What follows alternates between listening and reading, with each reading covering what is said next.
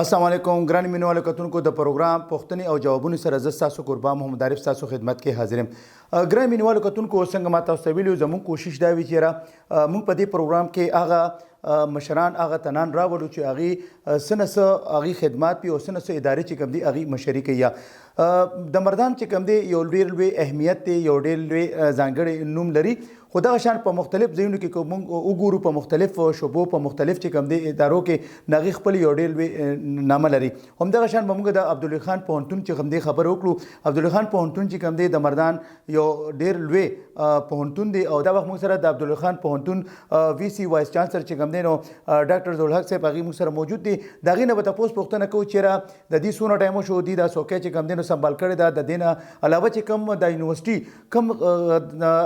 موږ به دا ووایو چې یو بیا لاندې روانې وه، خو ولې چې کله یو انسان راځي او هغه کمیټډ وي هغه اداره چې کوم دی هغه مخ په وړاندې باندې ځي. دې نه به تپوس پوښتنه کوو چې د ادارې څه صورتحال دی او څه چې کوم دی نو اوس په دې ټایم کې روان دي. لومړی خو ډاکټر صاحب تاسو ته هرکلی او په خیرالی وایو. ډېره مننه، خوشحاله اوسئ. تھینک یو سر.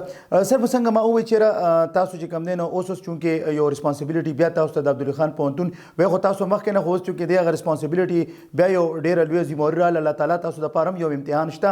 او د دپاره به تاسو خپل هلې ځلې کوئ. د عبدالوي خان پوهنتون چې کوم دی کله وړاندې څه صورتحال وه، خو موږ ته پته را بیا څه صورتحال و. اوس چې کله تاسو بیا راغلې ذمهواري هم واخیستې نو زموږ چې کوم ناظرین دي نو هغه د هغې به هم د دې نه پته ورته ولګي چې عبدالوي خان پوهنتون واقع چې کوم دی نو اوس پیک ته روانه ده او که نه.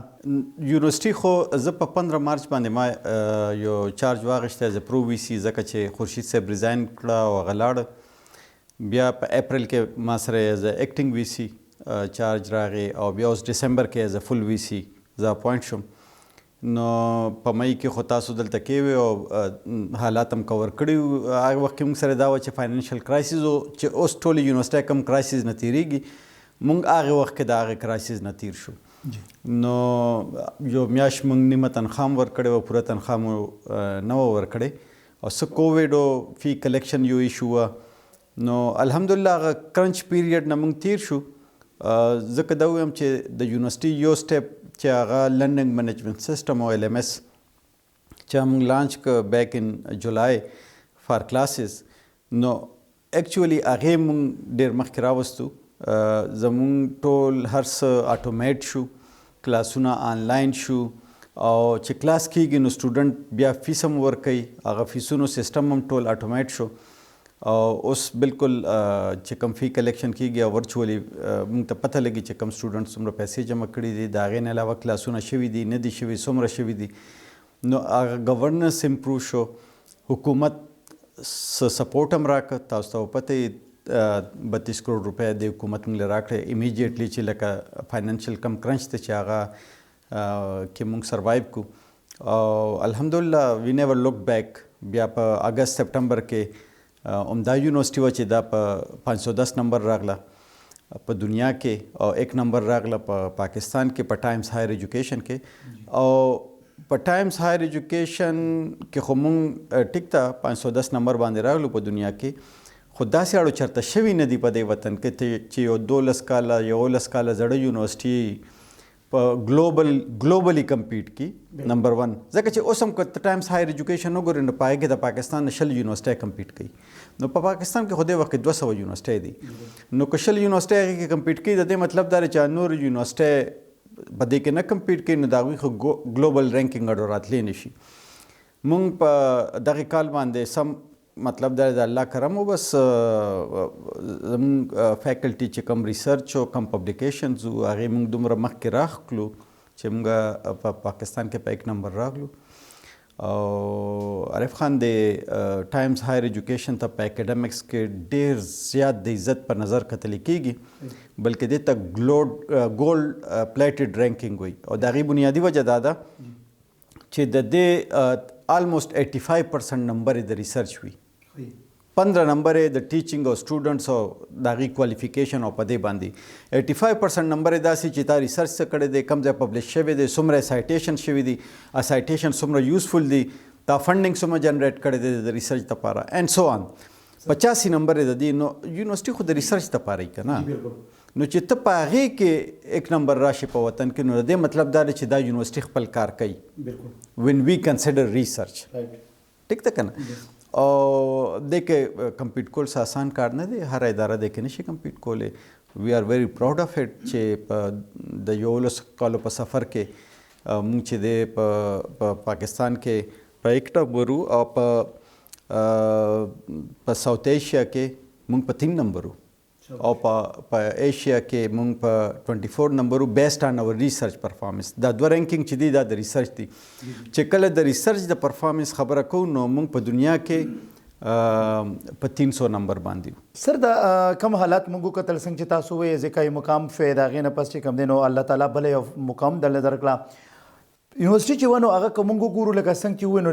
د فنډینګ ډیر کرایسس او ډیر پرابلم او حکومت چې ملې په کم کول پکارو هغه ټایم کې ونه کو دی ټایم کې تاسو چې کله دا واغه لازم هر انسان چې داسې یو کورسې والی او ریسپانسیبিলিټي والی حالات داسې رواني هغه ټایم کې سب تاسو فیل کول او څه داسې یو مونږ وایي چې جادو چیرې تاسو هغه حالات نه وته الحمدلله اوس تاسو وایي چې پیسې مشته او چې قرضې یا کم حالات او یونیورسيټي اوس پاغیت باندې بیا روانه ده. ګوره چې کله ته څومره انډر پریشر راځي او ما هم رستا ډیلیوري خکېږي دا یو نیچرل دی بیکاز یو ورک هارد دین. چې ته وایې چې ما سره روانه میاشت تنخوا نشته او ته بیا د هغې دپاره سټرګل کې نو بیا ته ریل سینس کې پریکټیکلی که نه خپل سټرګل کې او په هغې کې ټول هر څه انوالو کې ټول سټیکس مطلب انوالو شي او سټیک هولډرز او ته کوشش کې د هغې دپاره سټرګل کې او هغه سټرګل رواني نو ټیک ته ډېر پریشر د لاندې راغلو نو سخت سټرګل هم وکړو. زه بیا هم پروینشل ګورنمنټ ماله مطلب 320 ملین روپیز راکړې 32 کروڑ روپۍ چې هغه وخت چې هغه پریشر و هغه وی ابزارب که. خو د هغې نه پس چې دی زما پروجیکټ بل اپروو شو چې هغه تقریبا د 900 ملین روپو دی او هغه د دې دپاره دی چې په یونیورسټۍ کې دی وخت کې تقریبا 15 بلډینګونه داسې دي چې هغه څه وخت کې شروع شوي او هغه چې دی انکمپلیټ دی اوس هم. نو د هغې دپاره 900 ملین 90 کروڑ مطلب دا دی چې 1 ارب روپۍ حکومت ماله راکړي دي که نه یا ما ته یې لوکیټ کړي دي او هغه بلډینګونو باندې اوس کار شروع کېږي چې کمپلیټ شي. نو زه خو تا خو ووایي د حکومت سپورټ لیټ راغی خو زه به وایم چې زه ورغلی یم زه یې سپورټ کړی آنیسټلی لکه داسې نه د ما ته چا اوسه پورې انکار نه دی کړی چې مونږ چرې خپل تکلیف ته سره حکومت ته تللي و چاته هم که هغه د هر دفتري نو یونیورسيټي یې سپورټ کړې ده. سر دام دا لکه د یونیورسيټي برکه مونږ دا اورېدلي دا بلکې شته چې پی ایچ ډي چې وګورو زموږ په دې یونیورسيټي کې چې کوم دی نو سکالر ریسرچ دا ډېر زیات دی دا داسې دم سر په یونیورسيټي کې دې وخت کې زما خیال 226 پی ایچ ډیز دي. مونږ سره ټوټل سټاف 440 لګبګ دی په هغې کې نیم نه تقریبا نیم پی ایچ ډیز دي. نو داسې ډېرې مطلب دا دی چې کمې کم نوې یونیورسټۍ دي نو هغې کې خو پاسبل ده خو چې کمې د زړې یونیورسټۍ دي نو په هغې کې 50% پی ایچ ډي از ا بگ نمبر. زموږ په پاکستان کې په یونیورسټو کې اټس ا بگ نمبر که نه دومره پی ایچ ډیز نی او نیم په نیمه پی ایچ ډي خو ډېر کمو یونیورسټو کې دي. سر د عبدالرحیم خان پوهنتون باره کې خلکو ما څنګه نیګیټیو پازیټیو ځکه چې یو انسان ښه کار کوي هر ځای کې چې یو څوک کار کوي نو دوست کم دي دشمنان یې ډېر دي. اوس عبدالرحیم خان پوهنتون چې کوم دی څنګه د سر د تعلیمي لحاظ په لحاظ موږ سره وګورو د پولیټیکل په لحاظ سره وګورو یا نور په لحاظ سره وګورو تاسو راغلي تاسو کم اقدامات کړي دي او خلکو ته زم تاسو نازي خلک به ګوري چې د یونیورسيټي ورته وایي چې اوس یونیورسيټي چې کوم دی الحمدلله بالکل صفا ده سم کړي دي کم اقدامات دي د سټوډنټ لپاره څنګه دي نور څنګه دي او هغه عبدالرحیم خان پوهنتون کم چې سٹارټ کېوه کم یو پیک ته رسېدلی وه اوس بالکل هماغه شانده ځکه د خلکو په ذهنونو او په سوچونو کې چې کوم دی نو مختلف سوالات راځي څه ویل غواړئ؟ جی ګوره نیګیټیو پازیټیو داسې کومه اداره ده په دې وطن کې یا په دې دنیا کې چې د هغې متعلق نیګیټیو پازیټیو پرسپشنز ني. ماشاءالله ستاسو څومره ښکلې سټوډیو ده جی جی خو لکه داسې ډېرې سټوډیوګانې به چې ډېرې عجیبه به ښکاري او که نه نو دا خو اټس ایوریویر. یس زما دپاره پرابلی چې کله موږ راغلو نو کووډ او جی د ټول نه غټ چیلنج زموږ دپاره کووډ ځکه زموږ دپاره چیلنج و چې موږ سره داسې آنلاین سیسټم نو چې موږ سټوډنټ ته کلاسونه افر کړو او دا د دې یونیورسيټۍ خوش قسمتي وه. زه د دې کریډټ نه اخلم خو دې یونیورسيټۍ د کووډ نه تقریبا 8 میاشتې مخکې په یو سافټویر باندې کار شروع کړی په لرننګ منیجمنټ سیسټم باندې کار شروع او دا زموږ د بی ایس کمپیوټر ساينس 2 سټوډنټانو شروع کړی دی. لکه دې کې چېرته زموږ ایکسپرټ نشته څه کنسلټنټ نشته څه لوی پروګرامر نه دی. زما د یونیورسيټۍ 2 سټوډنټان دي او هغه هم انډر ګریډ بی ایس کې دي ټیک ده. هغوی په دې کار شروع کړو چې کله کووډ راغی یونیورسټي بنده شوه دی کیم ټو می او ما ته ویل چې سر تاسو ته پریزنټیشن کوم تاسو ته څه ښایو او بیا ما ته LMS پریزنټ کړ او بیا د هغې کلاس ورچوال کلاس یې ما ته پریزنټ کړ نو هغې کې 2 داسې خبرې وې چې هغه د اټینډنس سیسټم او یو 2 خبرې پکې نورې وې چې ما وې دا امپروو کړې ودین ا کپل اف منثس موږ هغه لانچ کړ اوس هم یونیورسټو سره په KP کې لرننګ منیجمنت سیسټم نشته په زوم باندې کلاس اخیستل زوم ځان له یو سیسټم دی خو هغه خو اویلیبل دی ته ډاونلوډ کولی شي او چلولی شي چې خپل نه ریډیولپ کړی نو د ټولو نه اولنی چیلنج دا چې کلاس او هغه الحمدلله موږ د ټول نظر اکمپلش کړ او هغه مو لانچ کړ د هغې نه پس چې دی بیکلاګ کې خو ډېر ایشوز د سټوډنټانو سکالرشپسو موږ تقریبا د 16 کروڑ روپو سکالرشپس چې زه راغلم د هغې نه پس د 2016 چې څومره بیکلاګ او ټول سکالرشپس هغه موږ ورکړل سټوډنټانو له هم ریلیز کړ خلک اکثر دا دغه کوي چې تاسو فیس د خبرې مبرې اورئ چې زیات شو کم شو موږ فیس د چې کم سټوډنټان موږ سره ایډمیټ دي نم د زیات کړی د هغوی دپاره نوی ایډمیشن هم په انکریزډ فی باندې کړی دی خو زموږ فیس 4 کاله نه زیات شوی 4 کاله نه دی ټیک ده او 4 کاله پس چې دی موږ فیس زیات کړ تاسو ته پته را یونیورسټي خو څه مطلب دا چې د هغې خپل هم فاینانشل ریکوایرمنټس وي تنخوا موږ خپله ورکوو هایر ایجوکیشن کمیشن موږ له یو ګرانټ راکوي هره میاشت خو لکه هغه ګرانټ خو د تنخوا 4 حصه هم نه ده 3 حصې خو موږ په خپله پیدا کړو نو نیچرلی هغه یونیورسټي مخکې به ودرو لپاره به څه سټپس اخلي او چې 4 کاله ته زیات نه کړي فیس سر یو څو کسان چې دي نو هغوی لګیا دي پروټیسټ کوي څه کوي یونیورسټۍ دغه کوي دې باره کې لږ زموږ کتونکو ته ووایه چېرې دا لږ خبره کلیر شي چې دې کې څومره حقیقت دی جي داسې دی څه کسان چې پروټیسټ کوي خو د سره سټوډنټان نه دي نو چې سټوډنټان نه دي اوس د دې مطلب دا دی چې د هغه شاته څه بل څه ایجنډا ده د یونیورسټۍ ایجنډا نه ده جی ټیک ده یا د یونیورسټۍ ویلفیر نه دی زما سټوډنټ بار ته نه دی روتی جی بالکل ټیک ده اوس یو پردی کس دی نو هغه به دا کتل غواړي چې د دې سړي ته څه تکلیف دی څه تکلیف خو ورته شته که نه نو ګوره عبدالولي خان یونیورسټي څنګه چې تاسو ووې دیر ور ایشوز او هغه ایشوز چې ته ټیکل کوې د چا مفادات په هغې باندې نیچرلی په هغې ضرب راځي نو چې مفادات د چا ضرب کېږي هغه به خپل دغه کوي پروټیسټ به هم کوي अब वापस هم راتاویږي چې نه جي دی که خو ماته نقصان دی نو تا ته نقصان دی زه خو یونیورسټۍ دپاره یم او یونیورسټي مخکې بوځم یونیورسټي د دې سوسایټي ده او دا سوسایټي دا یونیورسټي اون کوي او یونیورسټي دا سوسایټي اون کوي دا خو لکه د یو بل لازم زما تا سره چې دی ته که زما سټوډنټ یې آی ایم دیر فار یو تا به فیسیلیټیټ کوم او که زما سټوډنټ نه نو ستا یونیورسټۍ سره اړو څه کار نشته سر د دې دا مطلب چې لکه کم والدین دي کم خلک دي د هر ځای نه ځکه د یونیورسټۍ ته هغې ګوري ځان به پوهیږي ټرسټ کیدی شي انشاءالله الحمدلله تاسو څه ویل غواړئ ګوره عارف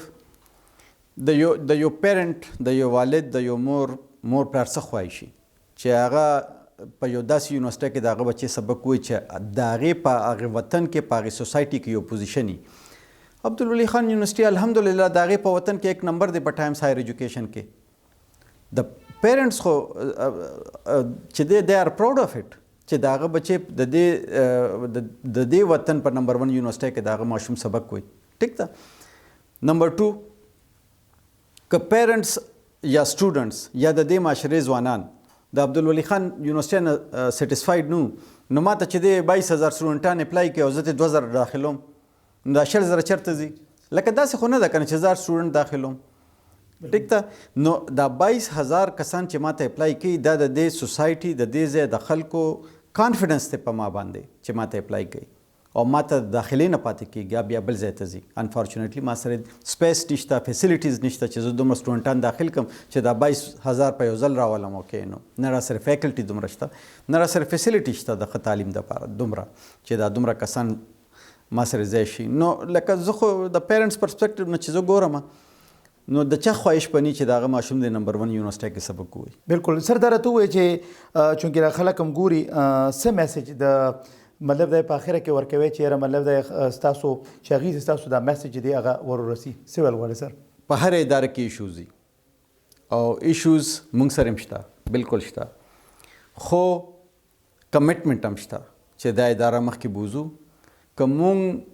د دې دومره څه چې مخکې څه شوي دي د دې سره دا یونیورسټي په دې وطن کې نمبر 1 راځي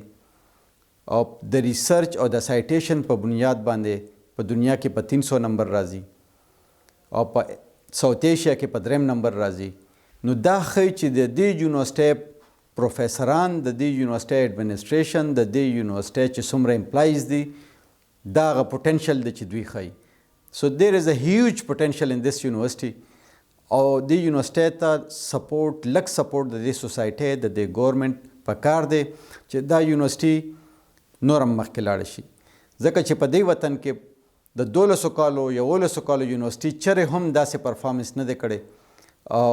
دا زموږ د ټولو دپاره د فخر خبره ده چې داسې یو اداره شته چې هغه د دنیا په لیول باندې د یونیورسټو سره مقابله کولی شي. ډېره مننه سر، ډېره مهرباني چې تاسو راغلئ، موږ له ټایم راکړه، موږ خبرې اترې وکړو. یو پیره سر بیا هم ډېر مبارک شه، 14 کاله د عبدالخان پوهنتون برابر شو او انشاءالله د رب نه دا امید دی او د تاسو نه دا امید دی چې انشاءالله عبدالخان پوهنتون چې کوم پیک ته تللی و مالته به ځي او انشاءالله که خیر شریکه به انشاءالله که خیري د یونیورسټي چې دا مخ په وړاندې بوځي. یو جهان مننه سر، بیا زه ستاسو جزاک الله. تhank you. جی ګران مینوال کتونکو، دا د عبدالخان پوهنتون وی سی ډاکټر ذوالحق صاحب جای خبرې ترې تاسو وومرې دی او هغې چې کړي دی کوم اقدامات و هغه چې کوم دی نو هغه هم تاسو ته وړاندې کړله. یقینا هغه ادارې، هغه خلک چې دي مخ په وړاندې تللی شي چې هغه کمیټډ دي. عبدالخان پوهنتون سٹارټ کې ډېر زیات پیک ته لاړه، حالات داسې رااله، بیا لاړ، خو بیا چې کوم دی نو هغه کسان راځي چې هغه کمیټډ دي، هغه اداره چې کوم دی هغه بیا مخ په وړاندې ځي چې انسان په الله باور نیت صفای اراده نه کوي، خدای پاک هغه سره مرسته کوي. یقینا عبدالخان پوهنتون چې کوم دی خو بیا هغه انشاءالله د خپل ځای چې کوم دی ونیو او مخ په وړاندې به نور هم ځي او تاسو هغې ته تاسو ته دا وي چېرې تاسو راتلی شئ عبدالخان پوهنتون باندې تاسو ټرسټ کولی شئ. الله دې وکړي چېرې دغه شان دا عبدالخان پوهنتون په یوازې پاکستان کې نه بلکې په ګرد نړۍ کې یو مقام ته ورسي. همدې سره زموږ د پروګرام وخت سرته رسي. خپل کور باید محمد عارف ته اجازت ورکړئ. دل بیا الله پامان.